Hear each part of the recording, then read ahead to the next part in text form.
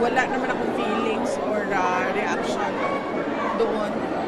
Ang gusto ko sana ay makasama at makausap si dating Pangulong Rodrigo Duterte ngayon na panahon ng confirmation of charges. Pero hindi kasi pinayagan yung mga application ng pagbisita ng pamilya sa linggong ito.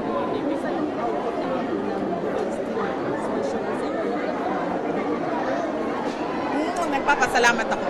Nagpapasalamat ako kay Attorney Kaufman at sa buong legal defense team ni dating Pangulong Rodrigo Duterte sa kaso niya sa ICC, sa kanilang paghahanda at sa pagpapakita nila ng confidence, kumpiyansa na walang ebidensya na nagpapatunay na ginawa ni dating Pangulong Rodrigo Duterte ang mga sinasabing krimen. Sa legal battle na yun, the trend is gaining ground. Then President, the chances of coming home. Hindi na namin tinitingnan yung chances of coming home eh. In fact, hindi na namin pinag-uusapan yun, sir.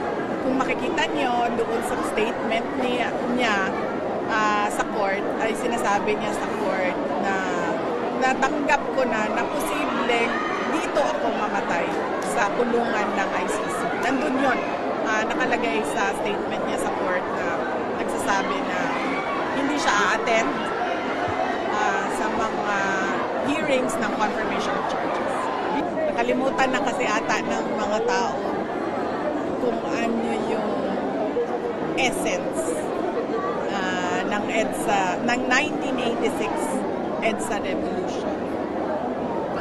Kaya yung mga nagmamarcha o magmamarcha bukas, nag-organize bukas, hindi nila talaga alam kung ano ba talaga yung mensahe nila sa taong bayan. Kasi nalimutan nila kung ano yung message ng 1980.